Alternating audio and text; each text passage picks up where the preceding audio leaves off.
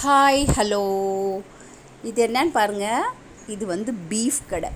காலையில் 6 மணிக்கு எழும்பி இங்கே இருந்து அருப்புக்கோட்டை போய் பீஃப் வாங்கிட்டு வந்திருக்கோம். இந்த கடையில் போய் எதுக்காக போனோன்னா, அந்த பீஃபில் தொங்குது பாருங்கள் ஒரு வால், அந்த வாலை வாங்குறதுக்கு தான் போனோம். அந்த வாலாமடையை வாங்கிட்டு வந்து சூப்பு போடுறதுக்காக. அதாவது நம்ம ஜாயிண்ட் பெயினுக்கு, நம்ம பேக் பெயினுக்கெலாம் ரொம்ப நல்லது. அதுலேயும் இந்த மஞ்சள் கொழுப்புள்ள கறி ரொம்ப நல்லதுங்க, சூப்பராக இருக்கும். அந்த கொழுப்பு நம்ம உடம்புக்கு எந்த கெடுதலும் பண்ணாது. நம்ம ஜாயிண்டில் உள்ள லூப்ரிகேஷன் இருக்கு இல்லையா, அதை சரியாக்கும். நமக்கு லூப்ரிகேஷன் குறைஞ்சி பெயின் இருக்கிறதெல்லாம் நமக்கு குறைச்சி தரும். அதுக்கு தான் பாருங்கள், கடையில் இருந்த பீஃபு வால் இப்போ நம்ம வீட்டு சட்டியில் இருக்குது. அடுத்தது இது சூப்பாக போகுது. சூப்பராக இருந்துச்சு.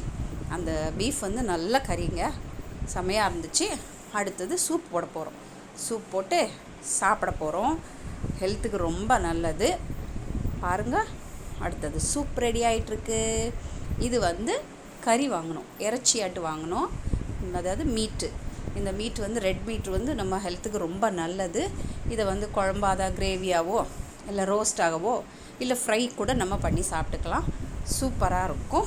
இந்த மஞ்சள் கொழுப்போடு இருக்கிற கறி நல்லாயிருக்கும். சில கறியில் மெழுகு மாதிரி கட்டியாக இருக்கும் கொழுப்பு, அது நம்ம ஹெல்த்துக்கு நல்லது கிடையாது. அந்த கறியை விட இந்த கறி ரொம்ப நல்லாயிருக்கும். சூப் ரெடி ஆயிடுச்சு பாருங்கள். சட்டியில் இருந்த வால் பாத்திரத்தில் இருக்குது இப்போ சாப்பிட்றதுக்கு. சூப் ரெடி ஆயிடுச்சு. இந்த சூப்புக்கு மேலே மிதக்கிற அந்த எண்ணெய் கொழுப்பு எண்ணெய் கிடையாது. நாங்கள் இதுக்கு ஆயிலே நான் ஊற்றலை. ஆனால் இவ்வளோ கொழுப்பு இருக்குதுன்னா இது அந்த வாலில், அதாவது அந்த பீஃபில் உள்ள கொழுப்பு தான். இது நல்ல கொழுப்பு. இது கொஞ்ச நேரம் வச்சுருந்தா மேலே உரையெல்லாம் செய்யாது. அடுத்தது தோசை, காலையில் டிஃபனுக்கு சூப்பு, தோசை, கொஞ்சமாக பீஃப் கறி எடுத்து கிரேவி பண்ணியிருக்கு. சுட சுட கிரேவி வச்சு தோசை சாப்பிடலாம். சூப்பராக இருந்துச்சு. யாருக்கெல்லாம் வீடியோ பிடிச்சிருக்கு லைக் பண்ணுங்கள், ஷேர் பண்ணுங்கள், கமெண்ட் பண்ணுங்கள், மறக்காமல் சப்ஸ்கிரைப் பண்ணுங்கள். பாய்.